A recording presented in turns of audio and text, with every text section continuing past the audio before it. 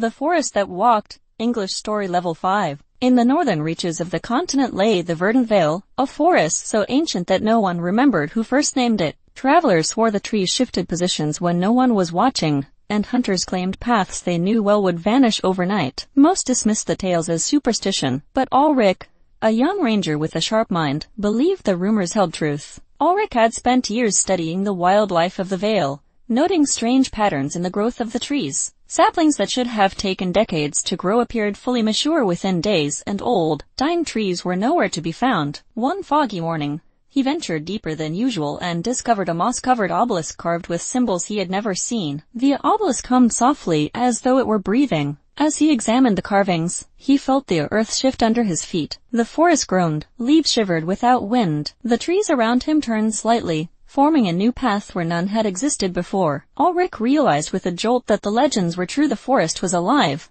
and it moved with purpose. Following the newly formed path, he reached a clearing illuminated by a strange green glow. In the center stood a towering tree, unlike any other, its trunk braided with silver streaks that pulsed like veins. Beneath it sat an elderly woman with a staff carved from living wood. She introduced herself as Surith, the heartkeeper of the verdant vale. Surith explained that the forest was not a collection of trees, but a single living organism, guided by an ancient consciousness. The obelisks scattered throughout the woods served as anchors, allowing the forest to shift its terrain in response to danger. Long ago, the heartkeeper line had been tasked with communicating with the forest and guiding its movements. But Surith was the last of her line, and the forest had become restless in her weakening state. Ulrich listened as the green light around them rippled with the forest's emotions: fear, exhaustion, and confusion. Dark patches were spreading across the canopy, caused by blight spirits, corrupted remnants of old magic left behind by ancient battles. The forest was trying to flee the corruption, but without a new heartkeeper, it would eventually lose its strength.